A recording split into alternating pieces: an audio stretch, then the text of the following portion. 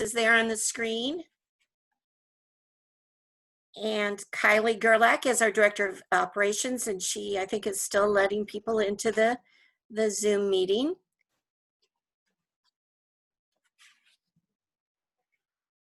So we would like to get started today. My name is Sandy Hillman, and I'm the Director of the Early College for the Center for Excellence in Leadership and Learning at the University of Indianapolis.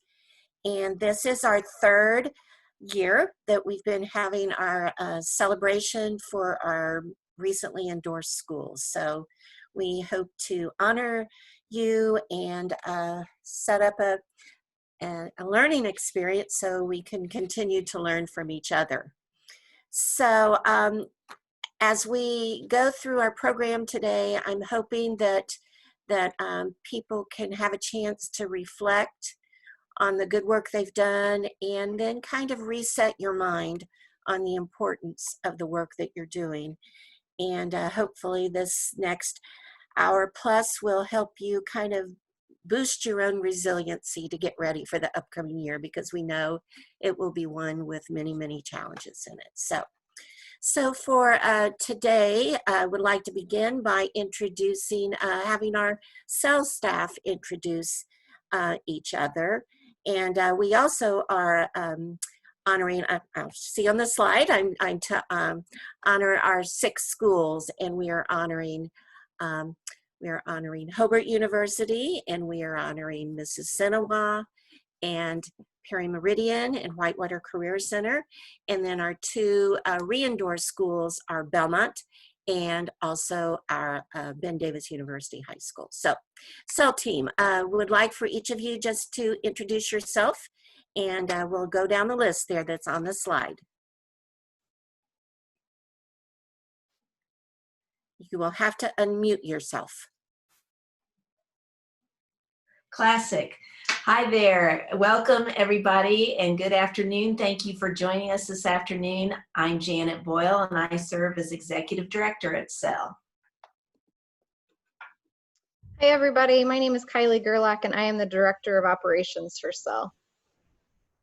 Good afternoon, everyone. I'm Trish Wildarzik. I'm the Director of Strategic Initiatives for CELL.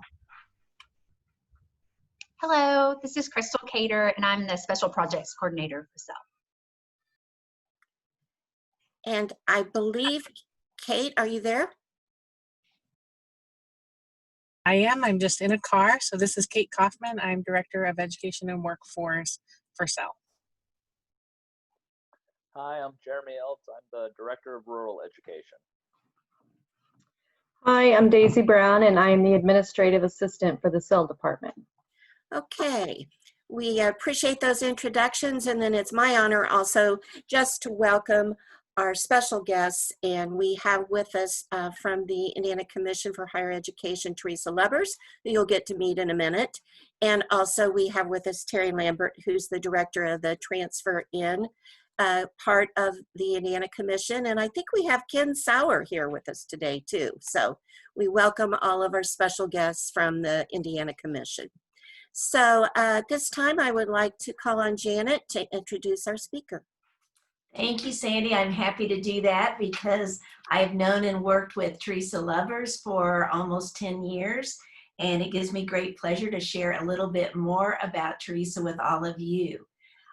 Teresa graduated from IU and began her teaching career at Warren Central High School in Indianapolis, but she left soon after beginning that career to work with then Mayor Richard Lugar. And she served as his public information officer. And then when he became a U.S. Senator, Teresa continued to work with him in several different capacities. Once her career with the senator ended, she came back to Indiana and she worked in public relations, and she even began her own company and owned a PR firm for over 20 years. During that time, she was elected to the Indiana legislature as one of our senators, and she served in that capacity for 17 years. During that time, she also chaired the Senate Education and Career Development Committee. In 2009, Teresa was appointed as the Commissioner for Indiana's Commission for Higher Education. And since that time, she has led many different initiatives. I think one of the most important things she's done is help create and implement 4 different strategic plans. And right now, the commission is currently working on its latest plan, which is Reaching Higher in a State of Change. And I think when they gave that plan that name, they didn't know the state of change that was coming at the time. And she's also is currently serving as the chair of Indiana's governor's workforce cabinet. In her time at the commission, Teresa has been a true friend to CELL, and she has been a strong advocate for the early college model and program that CELL has operated. In 2013, Teresa wrote a letter to all of the school superintendents in the state, and in that letter, she announced that CELL was being designated as the only organization in Indiana that could train, support, and endorse high-quality early college high schools.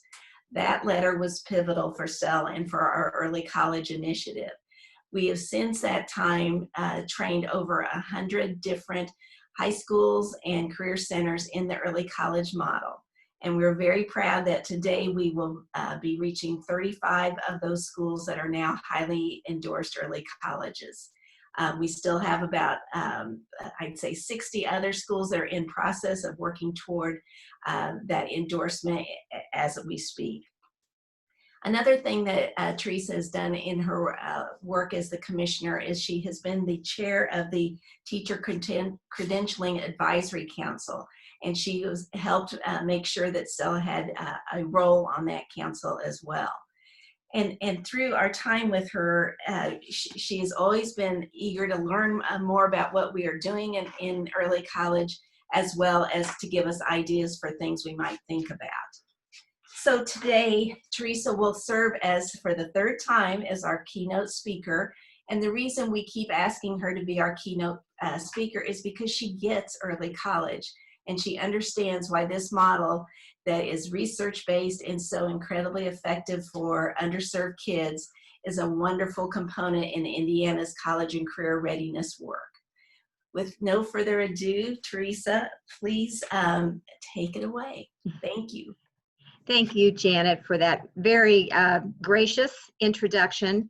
You said I keep learning, and I keep learning from you and from Ken and Terry as well about the importance of the work that's underway in Indiana. You know, I appreciate being invited to come back. Of course, like all of you, I wish we could be together for this event, but we're all getting used to this venue, and because the occasion is no less because the venue is different, because we really are here to celebrate the really hard work that these schools do to get to this position to receive an endorsement or to be re-endorsed. Obviously, the world has changed in the last few months so much, and especially since we were together last year. But what really hasn't changed, in fact, what's clear is more important than ever, is the value of the early college and dual credit models for Indiana higher education, and obviously the students who we serve. And we're going to talk a little bit about that today as we celebrate. As Janet mentioned, this relationship with CELL has been going on since early 2013, when we really entered into this collaboration with CELL. You know, it really wasn't a hard decision for us to make. One, we really did not have the internal capacity to do it, and CELL was the only organization that was really engaged in this work at the level that we felt comfortable making this, you know, sort of singular declaration that CELL was going to be responsible for doing this.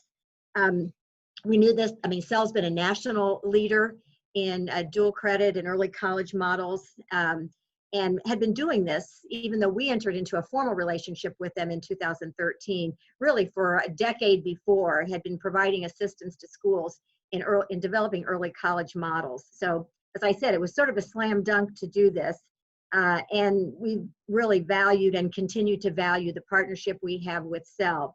I'm delighted to be here today, along with my colleagues Terry and Ken, to congratulate these newly designated schools, and also the ones that will be re-endorsed. You know better than anybody else, but we have some appreciation for this as well, that this is a very rigorous process.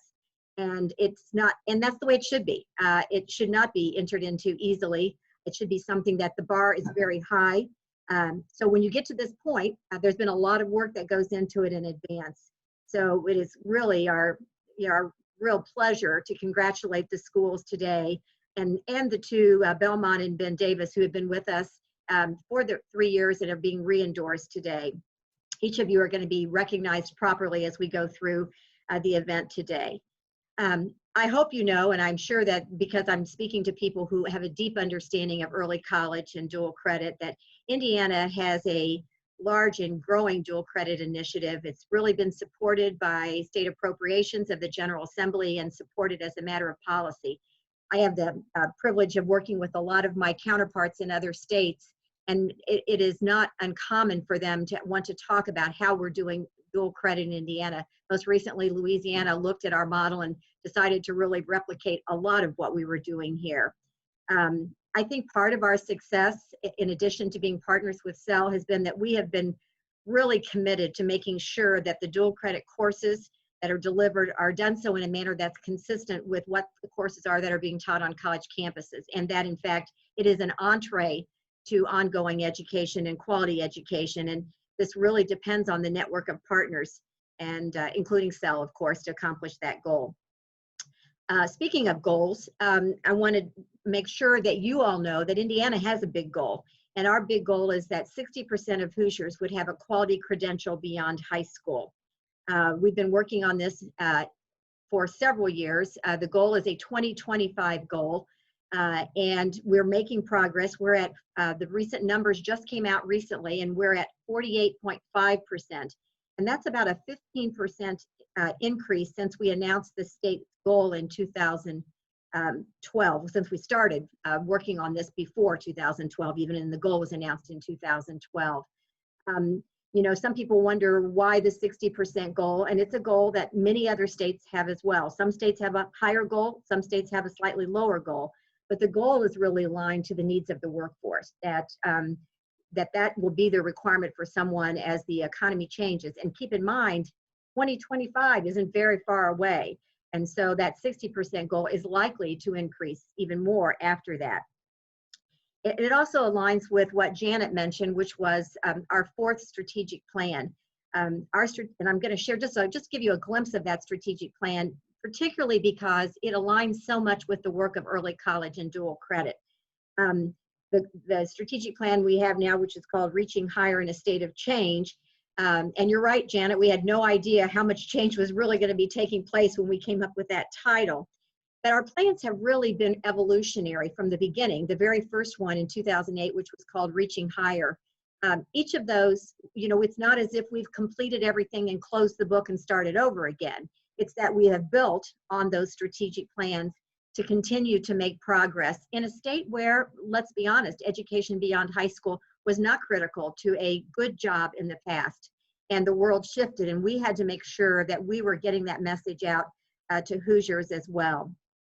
In addition to that plan, we actually have a blueprint within the plan that really calls for how we're going to get to that goal. And we call out very specifically that students earning dual credit and completing college on time or early are going to be critical to that goal, because they're more likely to be successful if they've started with early college credit. The current plan really focuses on 3 areas: completion, equity, and talent. I call those out because in each of those areas, they align hand in glove with the work of early college and dual credit, helping us get there, helping us to have higher levels of completion because students are better prepared, having us really deal with the issues of equity, knowing that there is no way we will get to the 60% goal without having low income, first generations, and students of color more successful in college going. And we know that that's a place where the early college model has been very successful. And then talent is really our alignment between the needs of the workforce, ongoing education, all the ways in which people have to be prepared to be flexible as they go throughout their careers. And the kinds of skills and training that people learn through the early college model are really have proven to be successful in terms of students being more successful in college and then as they move into their careers as well. We call out, in addition, 3 metrics to actually measure the success of our plan, and we think, once again, the early college model helps. We call out that all of our degrees and programs would have career relevance embedded in them, that we would increase our median household income in Indiana, and that we would make progress toward that attainment goal.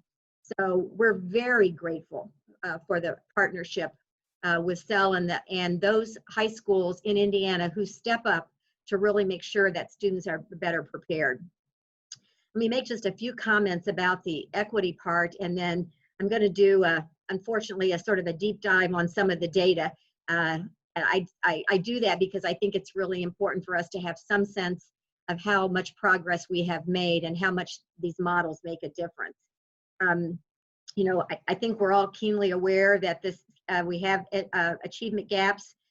We set a goal in 2012 to cut the achievement gap in half by 2018 and to close it by 2025.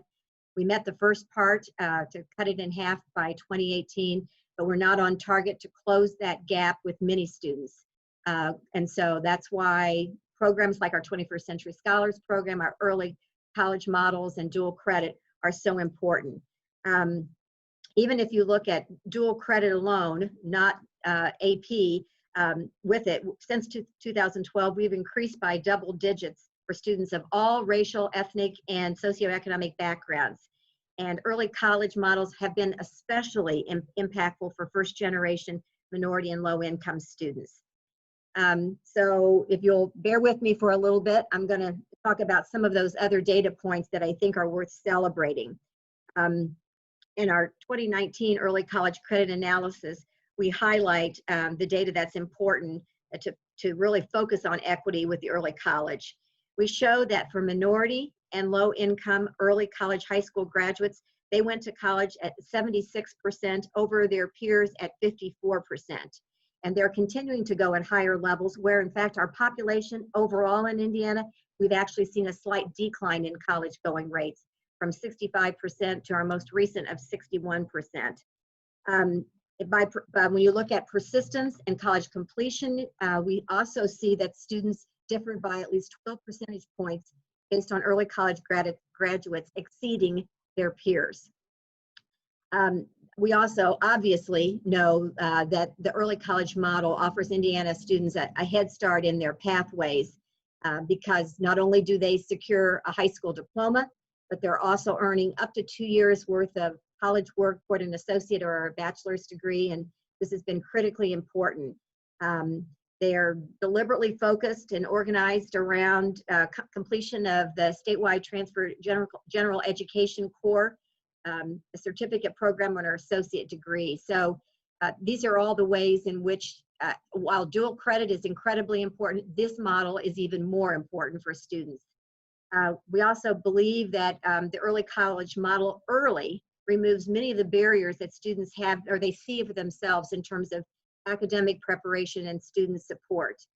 And we also know, and we track this, you know, the amount of money that students save, the amount of money that the state saves. We're talking like, you know, in over $60 million for each is what our last report calculated for savings for dual credit students over the course of their college experience. So there are lots of reasons why this is important. In our most recent report, we showed that we now have 64% of high school students graduating with some dual credit. And what that means for them is, at a time when we're really focused on-time completion, these students are completing on time, some earlier, but all of them on time and much higher level. We've made improvements overall with on-time completion, but this population more so. Students who successfully completed dual credit are, as I said, more likely to go to college. They're more likely to complete college, and they're more likely to be prepared for the workforce, saving students and the state's time and money. So the bottom line is that all the numbers are good, and they speak to the value of the early college model. One of the aspects of early college that I think is especially important to ensure its ongoing success is the partnership that early college schools, high schools have with their communities. And we certainly, and I know CELL really encourages this as well, with their communities and with their partners in higher education. Ivy Tech, Vincennes have been especially involved in this, but other high school and have partnerships with other colleges as well. And you also have partnerships with your local businesses and philanthropic organizations who are supporting these early college students. So what else is important for us to think about today at a time of early college? We know that it's critically important for this conversation to also be about ensuring that there is a pipeline of teachers who are prepared to teach dual credit and early college models. And this is another one of the policies that we call out in our Blueprint for Change. And Janet mentioned as we talk about our Dual Credit Advisory Council that's been working on this. CELL has been critically important in building a pipeline of fully qualified dual credit teachers. The two most recent STEM Teach grants that they received, and the STEM Teacher Grant Program is a program that run through the Commission for Higher Education. It's a state program really focused on making sure that we address the needs and making sure that teachers are prepared to teach STEM classes. And CELL has been focused on this and has done a really good job to help make sure that Indiana's teachers are prepared to meet the requirements of HLC, the Higher Learning Commission, which has established high standards for dual credit teachers. I believe my understanding is that more than 100 teachers in STEM disciplines have been prepared through STEM's leadership and through CELL's leadership in this area. And I'm sure many more will become qualified over the upcoming year. I mentioned something that's not really public yet, but this is sort of among the family. We are cautiously optimistic. In fact, I'm nearly certain, with my fingers crossed, that there is going to be a grant of about $3 million to prepare liberal arts dual credit teachers. I mentioned the other ones I mentioned are STEM teachers, and so we have shortages in the liberal arts area as well. And this would be supported with funds from Invested, which would be administered by CELL, again in partnership with the Commission. The State Budget Committee will be hearing this request in early August, and all indications are that we're in good shape to make an announcement of this. So I'm giving you a little sneak preview of that. So brings me back to the importance of the partnership with CELL, which is, I think, really the CELL and the Commission working together have been really able to reinforce each other's strengths and really allow these really highly successful high school models that we celebrate today. I think, as I mentioned, CELL's experience informs the Commission, and the Commission is able to really leverage our resources with the CELL team to build this early college network and provide training. Actually, at this point, to more than 1/4 of all Indiana high schools have been trained in some way. And this is a really outstanding achievement. There's not a one-size-fits-all for the early college model, and I think that's a good thing. These unique programs often depend on the size of the school, the partners involved, and the mission that they choose to undertake. And we continue to need, our business and industry partners to grow these programs and to increase the number of early college model in the career and technical education space. And partnering with local workforces is key to this initiative as well. As was mentioned early, we now have 35 endorsed early college high schools, including now 5 endorsed career centers.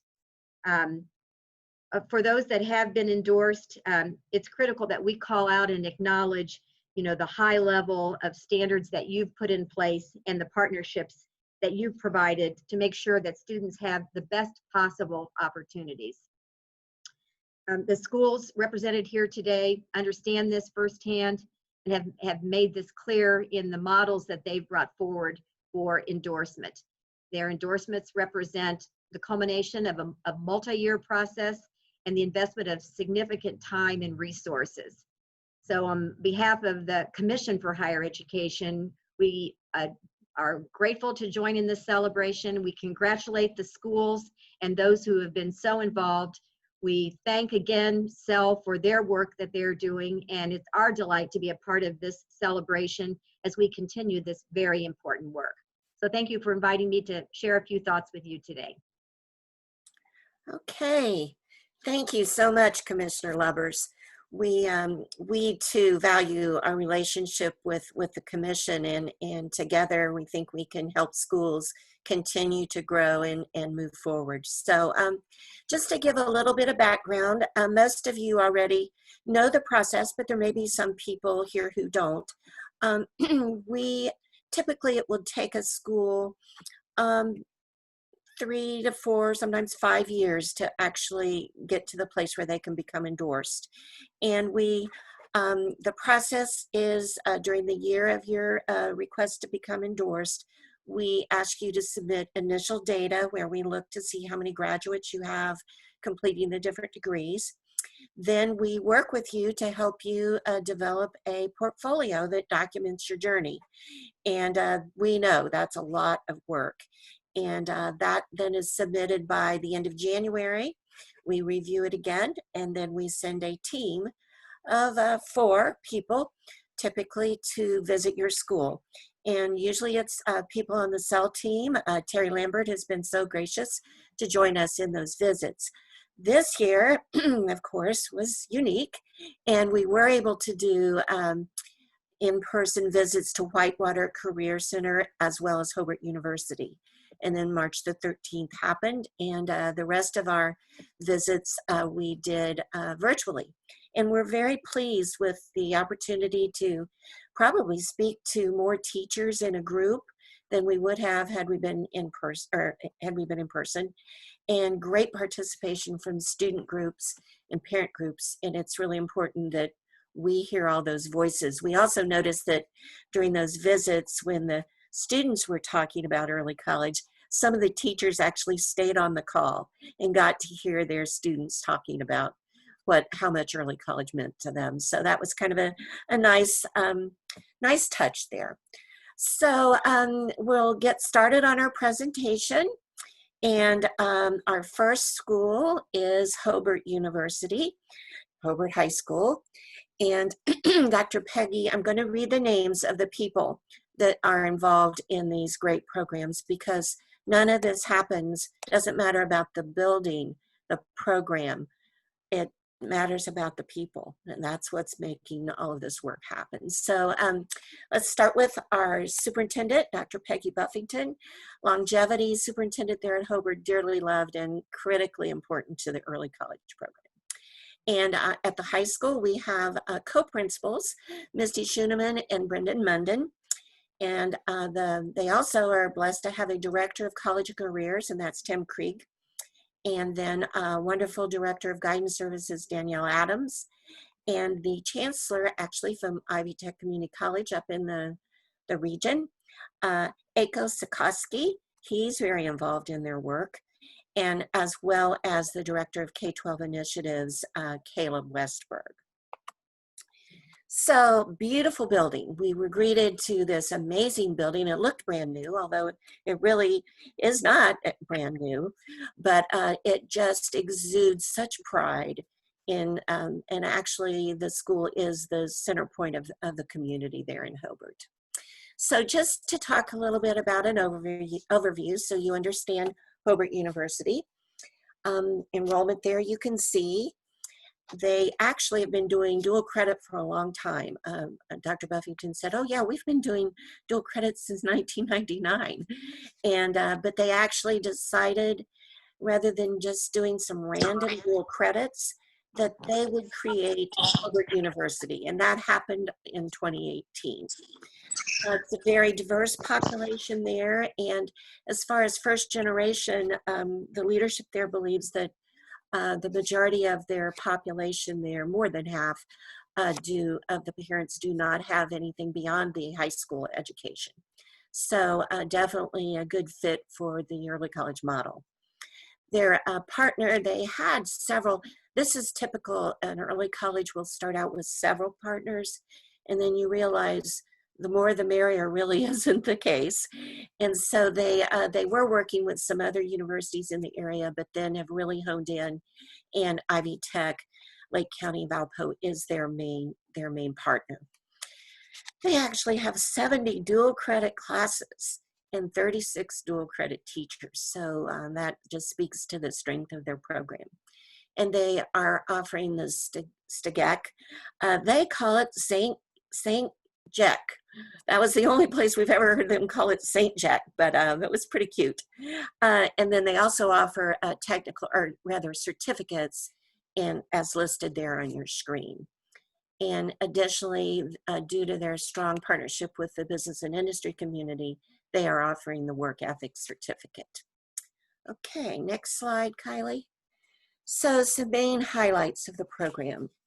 803 of those brickies are enrolled in at least one dual credit class, and that's remarkable.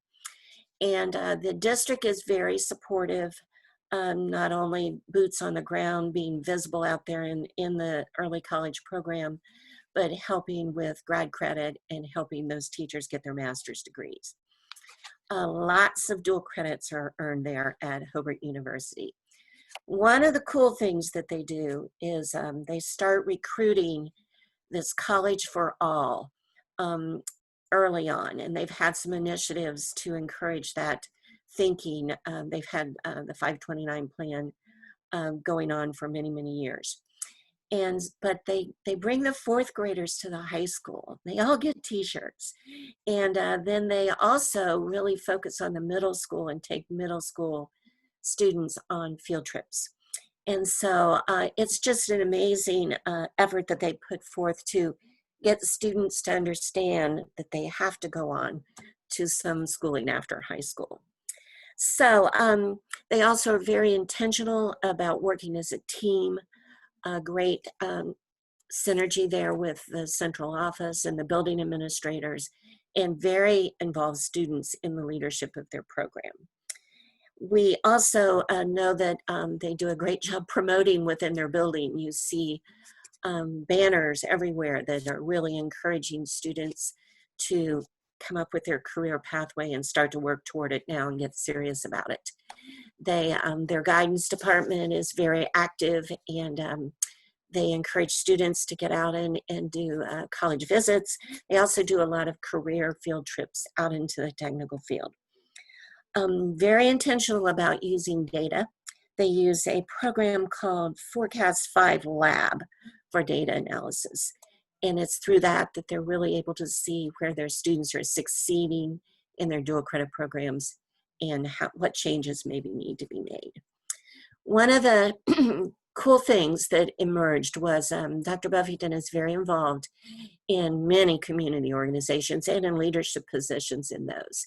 And NIPSCO, the public service company there, they were not able to get students to fill their high wage, high demand jobs. So discussions started to happen, and they actually, with Ivy Tech, have created an energy technology. I think it's going to be an associate's degree. And Hobart U kids were some of the first ones in that. So many of our graduation pictures that you will see are probably from last year. So as the Hobart University students are tipping their caps and waving goodbye, we certainly would like to commend Hobart University for doing such a great job in creating such a far-reaching, wonderful program. So at this time, we say congratulations and would like for someone from Hobart University to make a few remarks. I'm not sure who that is. It's Dr. Buffington, and thank you for all of those gracious words and acknowledging the work that we do on behalf of our brickies. And we are just honored to accept our endorsement for early college. And I know I speak on behalf of my colleagues and all of the students that we serve. It's a proud moment for us to get this endorsement, and we'll continue to work hard to keep adding courses and to bring value to our students as they plan post-secondary success. And I think it starts with us, as we all know, and we'll just keep building our brickies one brick at a time. So thank you so much for your visit. It was a wonderful day to be able to share our vision and the great things that we have going on at our high school. And I would also just say, up here in Northwest Indiana, we do something called Ready Northwest Indiana. We've been meeting since 2009, and we share with our sister districts all the great work that's going on in the region so that we can continue to build our early college partnerships all around us. We want our sister school corporations to be doing as well as we are. So again, thank you so much for endorsing us, and we are proud and we humbly accept our endorsement. Thank you, Dr. Buffington.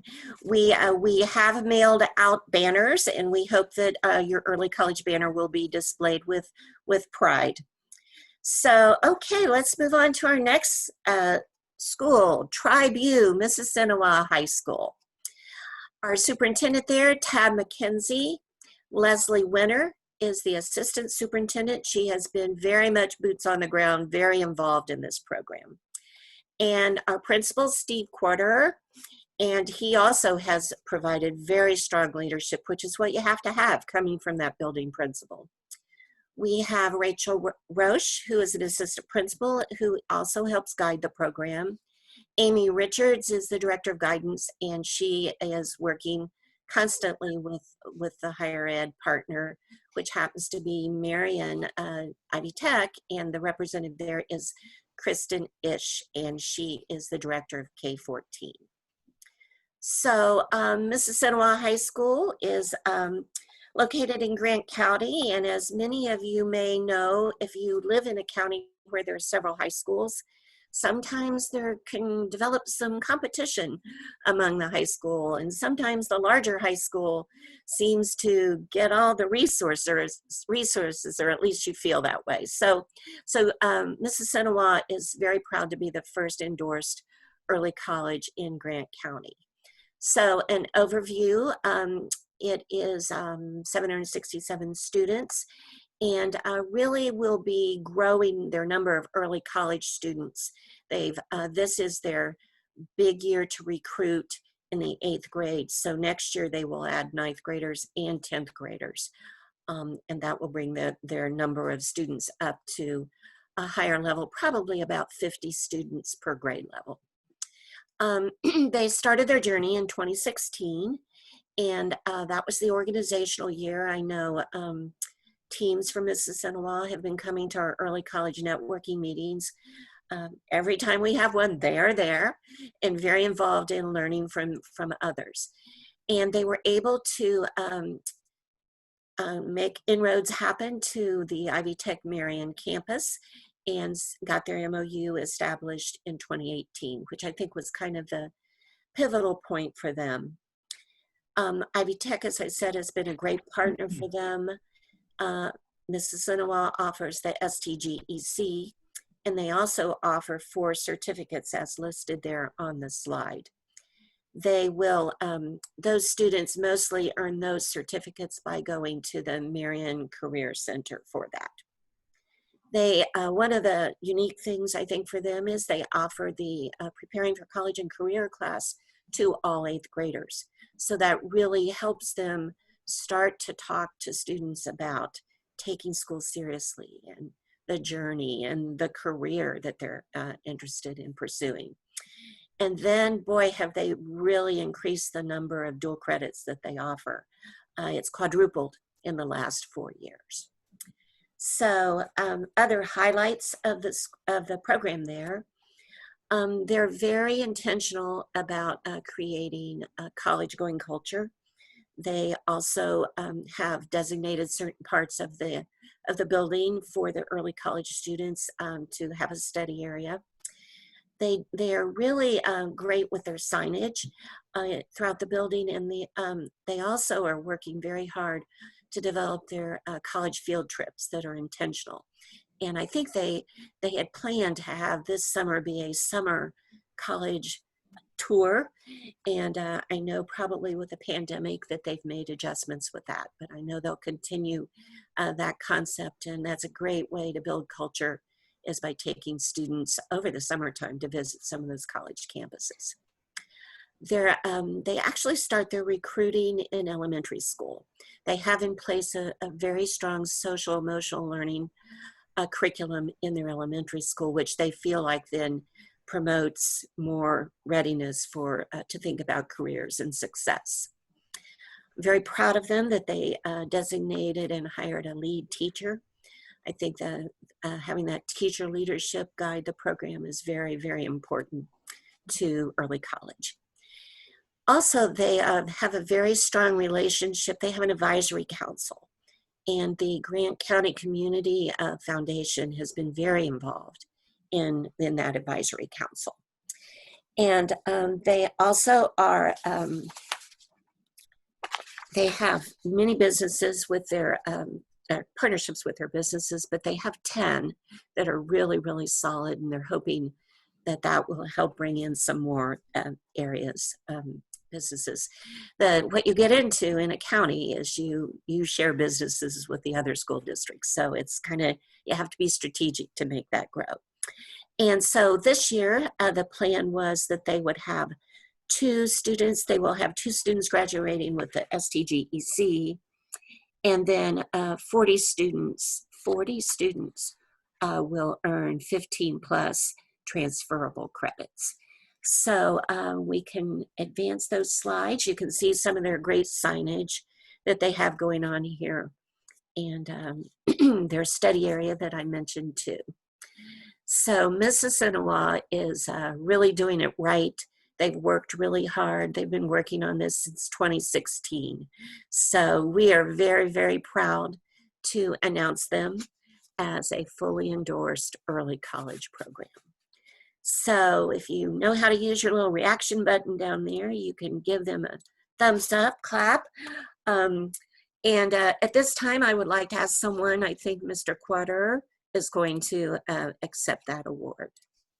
Yes, thank you, Sandy. On behalf of Mississinewa Community Schools, Superintendent Tab McKenzie and Assistant Superintendent Leslie Winter, we graciously accept this outstanding endorsement. We are giddy, is an understatement. We are so proud of the work that we are doing. One of the things that I think came across in our presentation is that we were going to continue this endorsement or not, because we truly, truly believe in the work that we're doing to prepare our students for opportunities beyond high school and to really improve student achievement across the board. One of the things that Commissioner Lubbers said that really sticks out to me as I think about our presentation is that it's not a one-size-fits-all approach. We are truly individualizing and personalizing the education opportunities for our students, again, right down to the individual students. Our business and industry partners have been tremendous, and I think you hit into it. You were very politically correct in talking about some of the territorialism that gets involved, and we do deal with that. We're not the biggest city in the county, but we're the hardest working school in the county, and I think that but we don't say that as a rival. We say that as an opportunity to work with the other schools in the county and continue to make Grant County a great place to live and work. So again, we thank you. We thank you for this opportunity.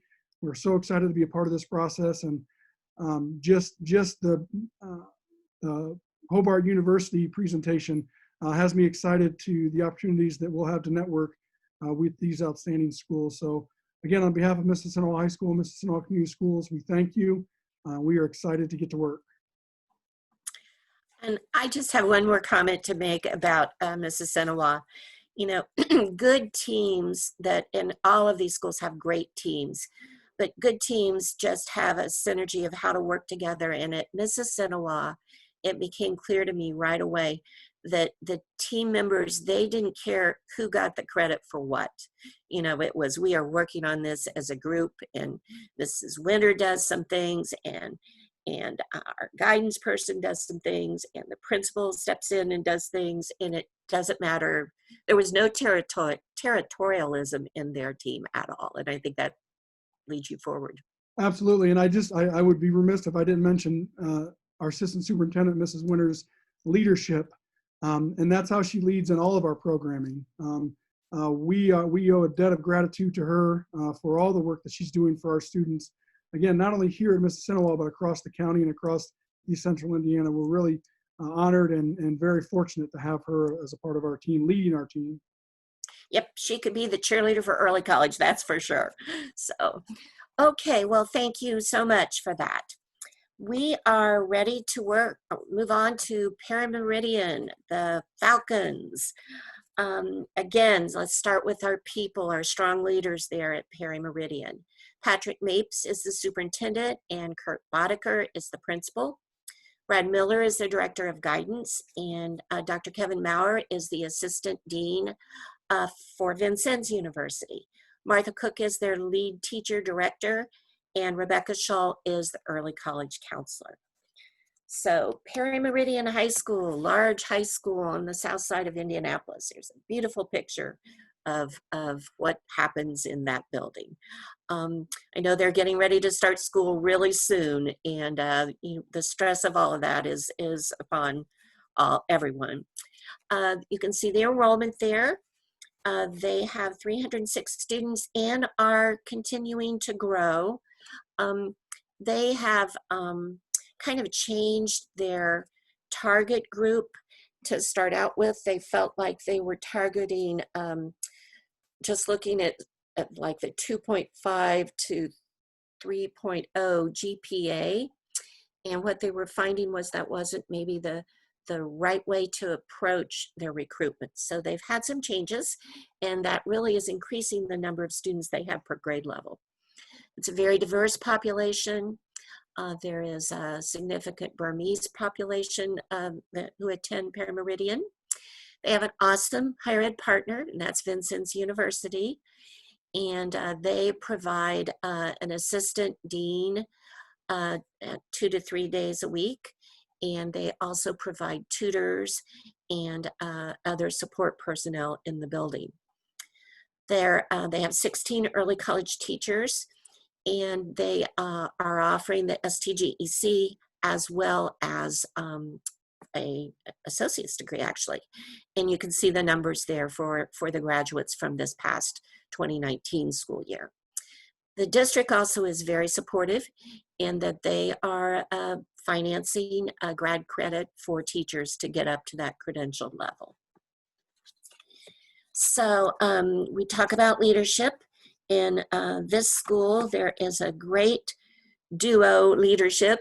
I'm not going to call it Batman and Robin, but there's a great combination there with Kevin Maurer and Martha Cook. So they really own and love that program and nurture it and get it moving forward constantly. As I mentioned before, they've changed their approach in recruitment. And, you know, as all early colleges do, you change, you have to evolve as different needs come up. And as you see, this isn't working, we need to do more of this. And so this, their new way of recruiting is they have several things that they do, but they really target middle school students who are reading on grade level, but still struggling in school. And so they actually reach out and schedule interviews with the student and with the parent. And they have found that that is really a good way to go about recruiting. They feel that will continue to help them reach the group that they should reach. I mentioned that they have 2 learning coaches, and they do weekly grade checks and make sure the students get to the tutors. I think they also have, sometimes they have a little academic probation program that some of the students maybe need to go on, but a lot of support. The student support programming there at Parameridian Early College is strong. One of the things they did for outreach this year was they had some inside connection, and they got Channel 6 to do a promo, a little commercial on, I think it was on maybe the 5 o'clock news. And so then they were able to use that video clip, and whenever a parent would inquire, they would attach that that video, and that was great publicity for them. So they also they have a thing called Acuplacer Camp. This is a new idea that I've not heard of in any other programs. But as we all know, Acuplacer has been the placement test that a student takes in order to be able to take dual credit classes. And Kevin Maurer runs that Acuplacer camp during fall break, or when school, is not in session, fall break, spring break, to help the kids get ready for it. So they also have a partnership with their local Chick-fil-A, and they do a Student of the Month just for early college. As you can see in these slides that are scrolling by, they do a great recognition ceremony at the end of the year. Vincennes University comes and participates in that, and as do the students also are able to go to the campus and participate in graduation if they earn an STGEC and if they earn or an associate's degree. You can see Chuck Johnson there, president of Vincennes University, posing with one of the students. And I think there's a bowling alley, if I'm not mistaken, there on Vincennes campus, and Perry Meridian does a really good job of taking students on college visits. So this one shot is probably from a college visit that they did to VU. So we see Martha Cook there with her mask on as they did their virtual graduation. It wasn't virtual, but it was a modified face-to-face graduation there at Perry Meridian. So we are, Vincennes offers, I think, a really unique opportunity for their scholars, and that is the X-Semester program, where kids can go between their junior senior year. They take a college course. It's a 2-week period of time, and it's had variations. Sometimes they go to campus and for a week, and then do virtual learning for the other time. But X-Semester is a very important part to prepare students for what college life is going to be like. So we say a huge congratulations to Perry Meridian High School, who's done a great job offering this life-changing program to their early college scholars. So at this time, I'd like to ask Kevin Maurer to make some comments. Well, thank you. We really appreciated being a part of the process. The leadership at Perry, a lot of whom are trying to figure out what to do as Marion County shifts a little bit every day by day. So they weren't able to make it today, but everyone wanted me to say that they really appreciated the opportunity to go through this process and learn a little bit more about ourselves. We always appreciate the CELL work because it gives us time and space to discuss whatever's happening in our programs and learn from others. And we felt that going through this and the conversations that were had really transformed some of our thinking and gave us some really great steps forward. And as it's gone on and things have changed in the world around us, a lot of the understandings and the thoughts that we have even evolved more. So I think we really appreciate the work that CELL does, and everybody wanted me to express that. And we are happy to accept our endorsement for early college. Thank you so much. Okay, we know that your principal would love to have been here today, but as you said, the decision making and all of that is just moving constantly. So congratulations to Perry Meridian Falcons. And if you've noticed, I've tried to put your school colors on your slides. Now, I say that because here comes Whitewater Career Center, and Sonny was so creative in getting their colors into this wonderful marketing design there. And as I look at it, my colors don't match exactly. So we tried that. We made a good effort in that area. So at Whitewater Career Center down in Fayette County, we got to go visit there in a cold day in February. But again, let's start with the people there, and it certainly is a team that all work together in a great, strong collaboration. Scott Collins is the superintendent there. Director is Steve Dungan, and Sonny Jones is the assistant director. And we have both of them here with us today. That's great.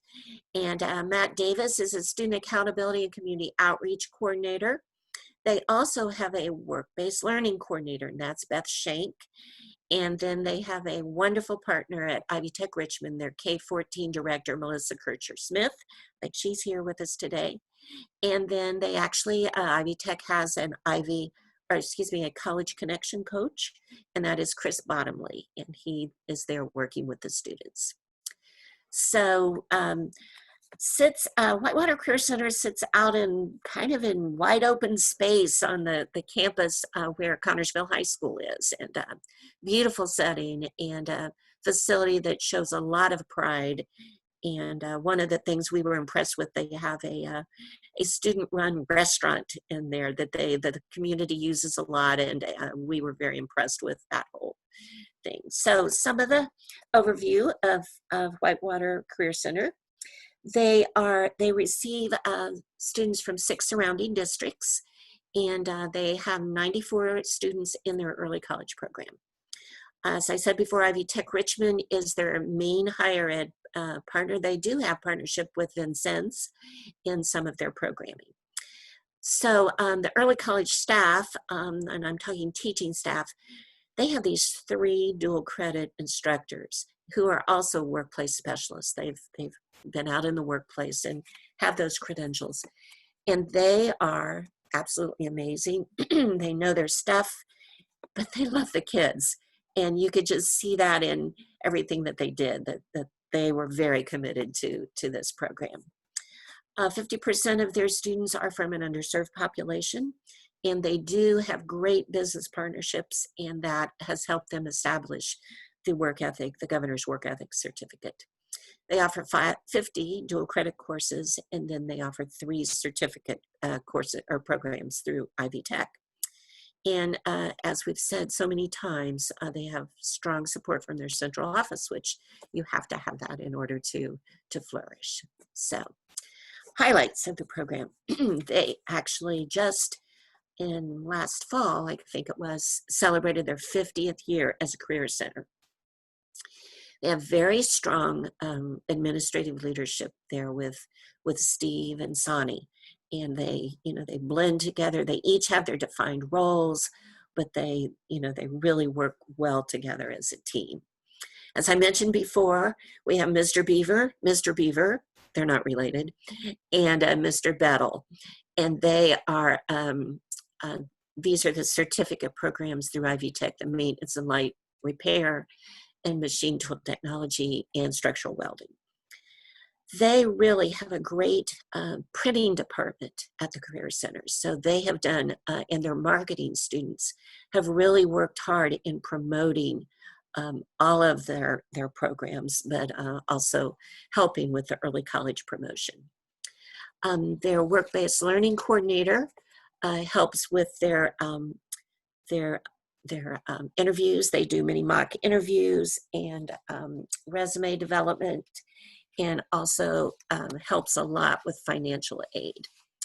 So we got to tour the building and see the great things that were happening there at Whitewater Career Center, and the students took such pride in what they were doing.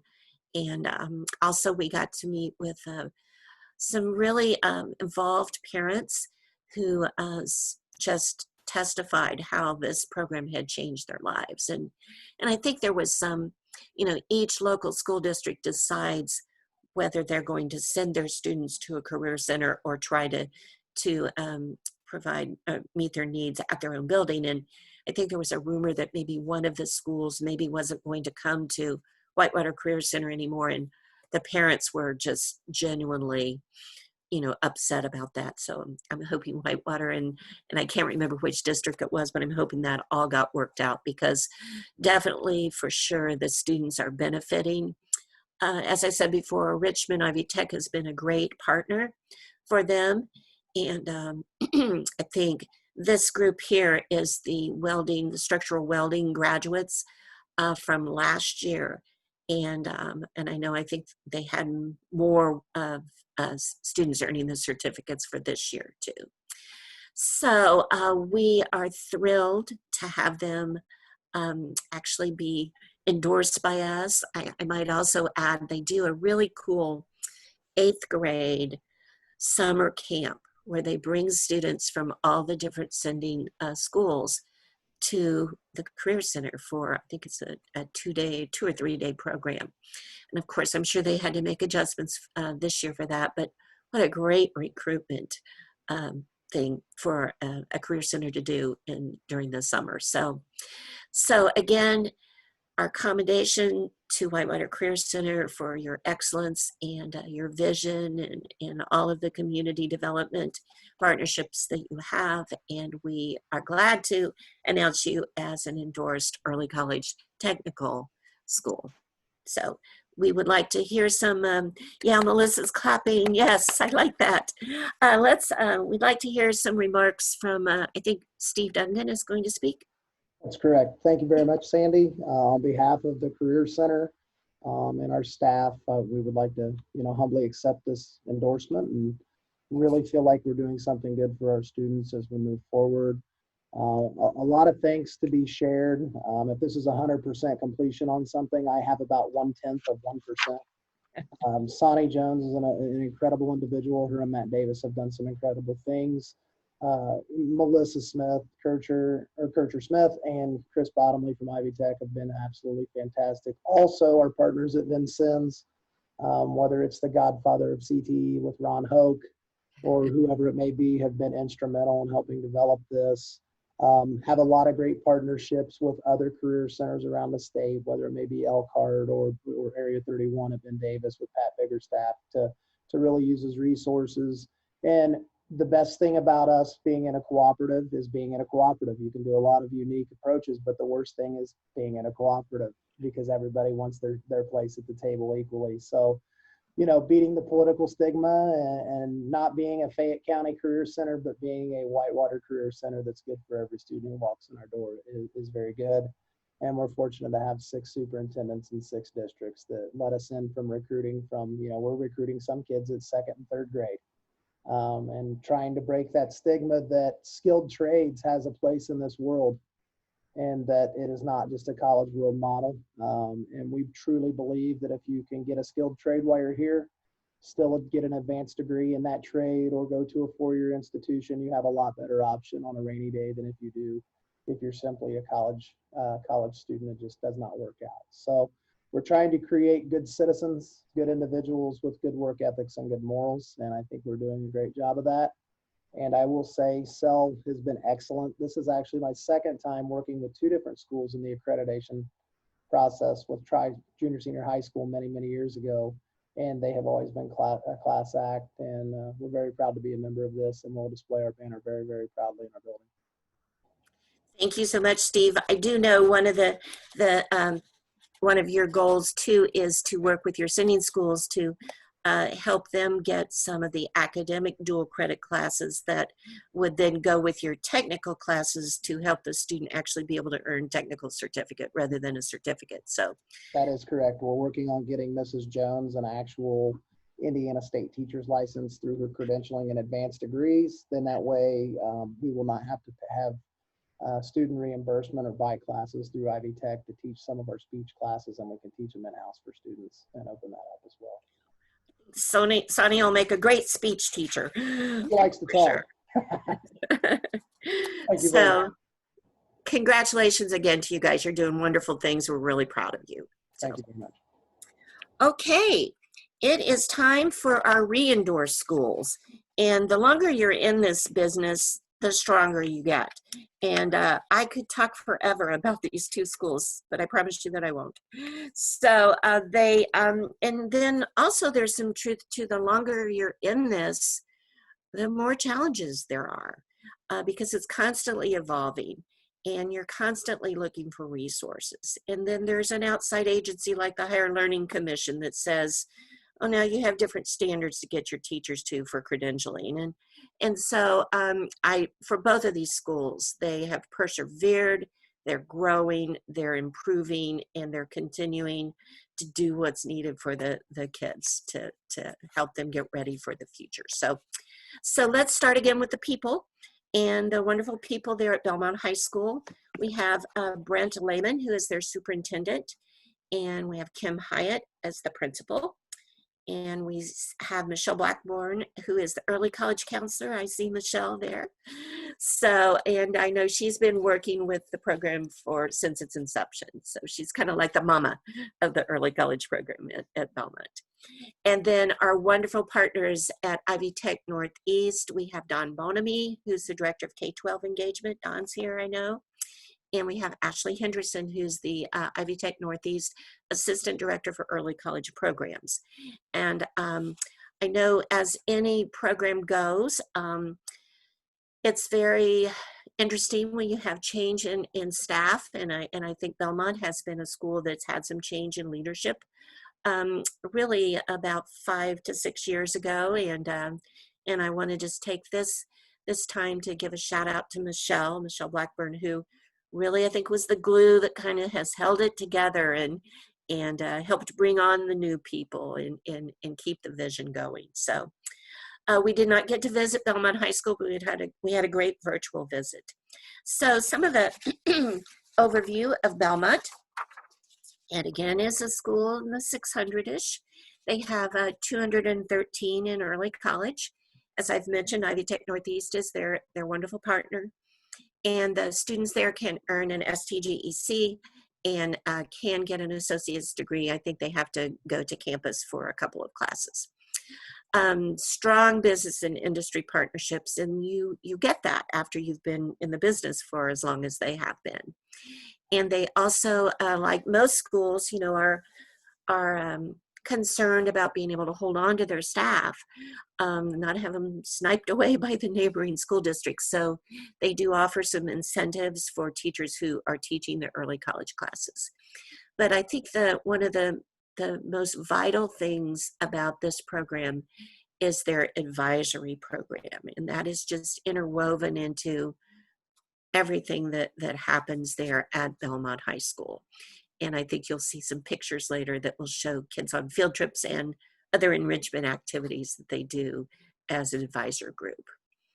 Along the journey, they felt like they had kind of, over the years, lost some of their energy and maybe had lost their mission. They were drifting more toward having it be a program for the really strong A students and not so much for that middle group.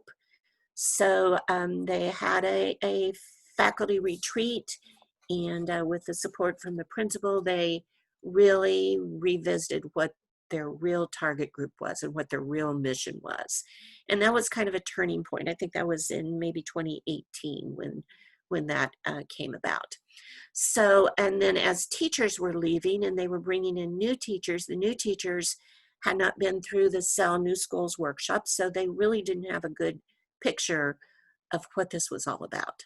So they've created programs for onboarding the new early college teacher advisors, and actually Ivy Tech has provided opportunities for those people to go to the Ivy Tech campus for training. Very strong active business community there in Adams County, and they have an annual career fair with 50 participating businesses, which we think is awesome. They have a very robust college visit schedule, and you can see in these slides, it's targeted, so they have, this is where they typically take the freshmen, and then they have different colleges where they take the sophomores. You can see the Butler Bulldog there. And feeling like they're trying to reach the needs of all the different students. And I think as part of their college visits too, they really work on that building community and relationship building. And that's a backbone of that advisory program, which we all know, because sometimes students in early college do not believe that they can go on, to post-secondary, either for financial reasons, or they just don't have a role model in their family, or they just don't believe. So that relationship that the advisor builds with the student is very critical. So you can see some bonding there with the group, and you can see some faculty members there being pretty goofy, and and I know then this would certainly be a bonding activity that I'm not sure if this was on a field trip or if this was an advisory group type activity. So Belmont has made some adjustments and they're going strong. And I also want to mention the work of Ashley Henderson. Ashley is the Early College Assistant Program Director from Ivy Tech, and she's there on their campus 2 to 3 days a week. And I know that's invaluable. And she's really added kind of the college going flavor of what it's like to be in a college discussion group. And she's created a leadership council. And I know when we interviewed the students, many of them said how they really felt like they were benefiting from that college leadership experience. So hats off to Ashley for her good work, and also to Don Bonamy for working with the administration there to align curriculum and offer as many courses as possible. So at this time, I'd like to give our official congratulations to Belmont Early College for their 3rd endorsement from CELL. So do we have a person from Belmont to speak? This is Brent Lehman, superintendent, and I'm happy to step in today as the one person who's available to be here today. But I appreciate the comments that have been made, and I too want to kind of focus on reassessing where we were at. You know, it's really hard to start up a new program. I would say it's even harder several years into the program to step back and say, are we still where we want to be? And that was really hard. And the conversation was, you know what, we've kind of drifted away from where we wanted to be. The program was still great, but the focus had changed, and people rolled up their sleeves and asked the hard questions. And because of that, it has been an outstanding program for us, and I believe now we're even stronger, and appreciate all the support and help from those who work closely with our high school. Well, we appreciate your being here today, Mr. Lehman, because as a superintendent, I can only imagine how long your to-do list is for decisions. So, so again, congratulations and thank you for your remarks. Okay, so we are ready to move on to our last re-endorsement, and you know, I've worked with people at Ben Davis University High School so long that it just BDU. You know, we throw around the acronym BDU, and sometimes people will say, "What? BDU, Ben Davis University High School." So again, let's start with the people. They've had very strong support from their superintendent, Dr. Jeff Butts, and their assistant superintendent, John Taylor, has been very helpful. The director of college and career readiness is Wendy Skubinski, and she used to be the principal at BDU. So she has an inside track of information about what's working there. And currently their principal is Rebecca Daugherty Saunders, and she, I think, is finished. She's starting on her 5th year there. And has just really taken the program to higher levels, I think, academically. Than each year they just get stronger and stronger, and you'll see that when you hear how many of their kids got an academic honors diploma this year. Their counseling director is Stephanie Kirchner, and of course she works closely with the Vincennes staff. And again, for this school, Vincennes University is the partner. Michael Woods is an assistant dean. He also serves at the Area 31 Career Center in that capacity too. So tremendous team at Ben Davis University, and they were blessed with a standalone opportunity to take this school and create in it a college. And now I think it's shared also with some preschool and some other satellite type programs, but a lot of pride there at Ben Davis University High School. And when you walk in, you can feel that this is a special place. So an overview, and my goodness, Rebecca sent me a list. I mean, in their portfolio, there were so many accomplishments. So I had to pick and choose.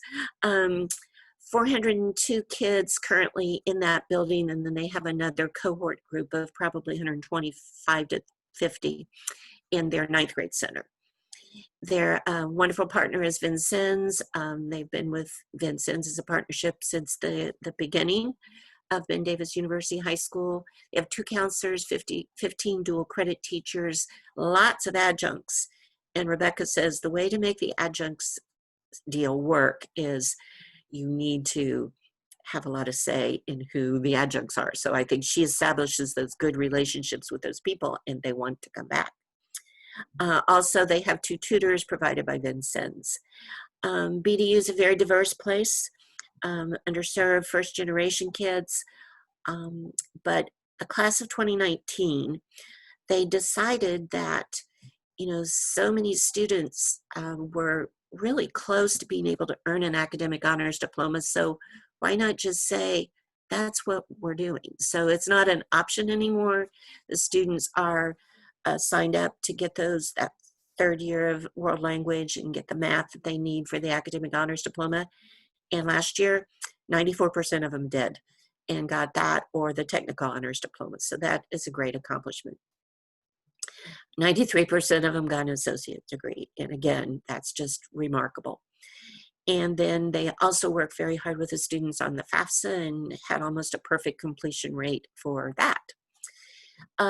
Very strong district involvement and also working with Vincennes to make that MOU a living document. It gets reviewed regularly and changes get made. And, you know, sometimes those are hard discussions that have to happen, but I know Mr. Taylor, Mr. Skabinski have been instrumental in helping make adjustments that would make the MOU stronger for both parties.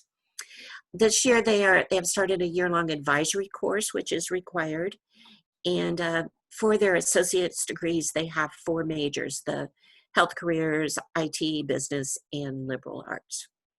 So other highlights, we can't say enough for the strong leadership from the principal, Rebecca Doherty, there in the building. And Mrs. Skabinski also gives great support and feedback there.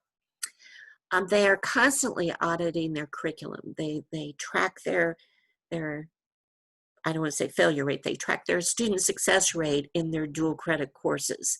And if there's something that they dig in and say, why are so many students, you know, not passing this class or getting a C in this class? And then they analyze and track it back and make adjustments. They also have their student resource time on Monday, Wednesday, Friday. That's a required thing first thing in the morning where students can come in for tutoring or advising, and they actually have some peer tutoring set up to happen. This year they've had an internship coordinator and actually started a new internship course, trying to get the students out to see if this is the career field that they really think, you know, is it what they think it is before they make any further commitments. Rebecca is a very strong leader as a principal. She has a monthly meeting with her university leadership team, has about 10 to 12 people on it, representing all the different parts of the program. And then once again, strong staffing and support from Vincennes University. The students are very involved in their community, and this year they've really worked out or reached out to various community centers. They do some tutoring. Some of their internships have actually been, you know, in classrooms, working with young people, and that it has really been a big asset this year. They also are, I'm sorry, I lost my notes. The district, again, is very adamant about supporting this program. There's not a lot of staff turnover at Ben Davis University High School, which says a lot. And but when they do have staff openings, you know, the district is willing to pay, I think, for 18 hours of their graduate credit to help them get credentialed. The business partnerships continue to grow, and as part of the internship coordinator this year, they were actually able to establish a U cafe there in the kind of like a college coffee shop, and they have now established a bookstore there. So the BDU grads earn a lot of well-deserved accolades, and here is a picture of their virtual graduation. So you can see Dr. Butts on the right and Mrs. Darty is on the left, and the student receiving her 2 degrees there in the middle. So again, great people here working to make programming strong to help those students get a head start on life and on their further education. So a big congratulations to Ben Davis University High School, BDU. We're very proud of you, and this time would like to hear some comments from, I think Rebecca's there, yes? Yes, I was doing my principal's meeting at the same time while watching this, so I apologize. I turned my camera on for you guys. I turned my camera off for them, but I had to finagle the sound because I was doing a Zoom and a Google Meet at the same time. But I first want to introduce to you Valerie Miller. She is our new assistant principal. Most recently came to us from IPS, but she's a return to Wayne, so we're very excited to have her. I think she's going to do a lot of things with our recruitment. We do have a lot of students, though, interested in attending BDU. This next year, our enrollment is actually up. And despite the option to do Wayne at Home and e-learning in Wayne Township, and then the movement to a hybrid model to start our school year, we only have had 6 students who have decided to do the Wayne at Home model. Other than that, all the students are ready to return to BDU.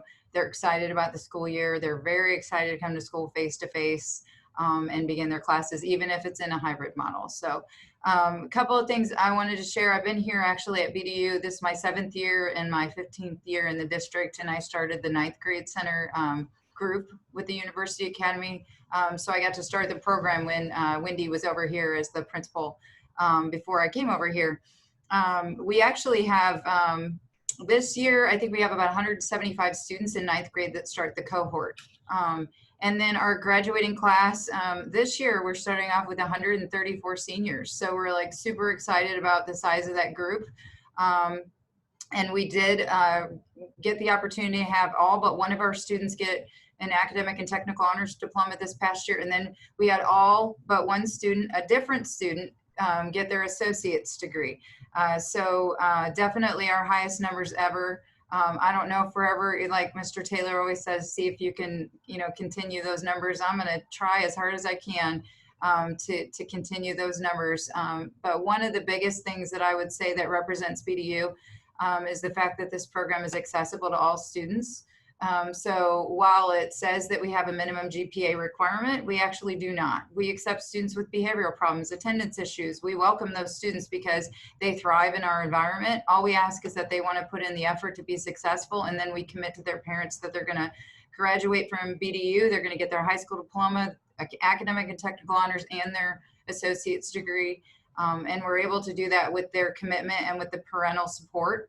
I do think that's a big part of what we work hard to do is get the parents engaged. And part of that is just the application process that we have, because parents have to apply as well.